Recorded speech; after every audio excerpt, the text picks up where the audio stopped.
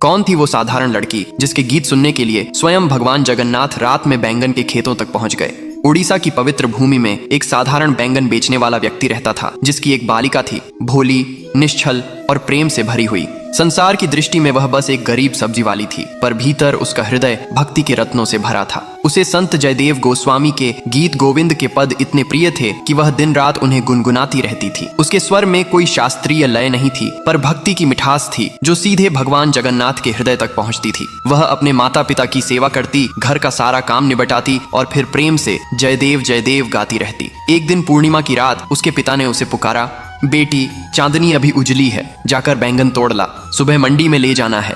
वह उनींदी आंखों से उठी, लेकिन मुख पर वही भक्ति का गीत था। वह खेत में पहुंची और गुनगुनाते हुए बैंगन तोड़ने लगी। उसके हर शब्द में प्रेम का झरना बह रहा था और वही प्रेम भगवान जगन्नाथ को खींच लाया। वे अपने दिव्य स्वरूप में उस खेत में पहुंचे, उस बाला के पीछे पीछे नाचते हुए जैसे एक प्रेम मग्न बालक हो। उनके पीताम्बर के रेशे बैंगन के कांटों में उलझते रहे, पर उन्हें होश कहाँ था। भक्ति का नशा दोनों ओर था। भक्त और भगवान दोनों एक दूसरे में खोए हुए थे। सुबह जब जगन्नाथ मंदिर के पट खुले तो राजा ने देखा कि भगवान का नया पीताम्बर फटा हुआ है। उसे लगा पुजारी ने धोखा दिया है।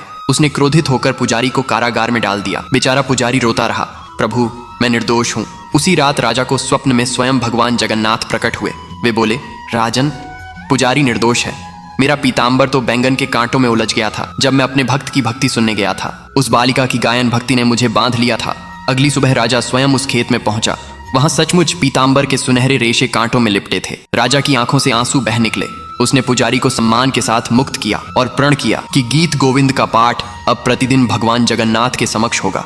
उस दिन से जगन्नाथ मंदिर की मंगला आरती में जयदेव के पद गूंजने लगे, उस प्रेममयी बालिका की भक्ति की स्मृति में, जिसके निष्कपट गीतों ने स्वयं भगवान को धरती पर उतार लाया था। जय जगन्नाथ।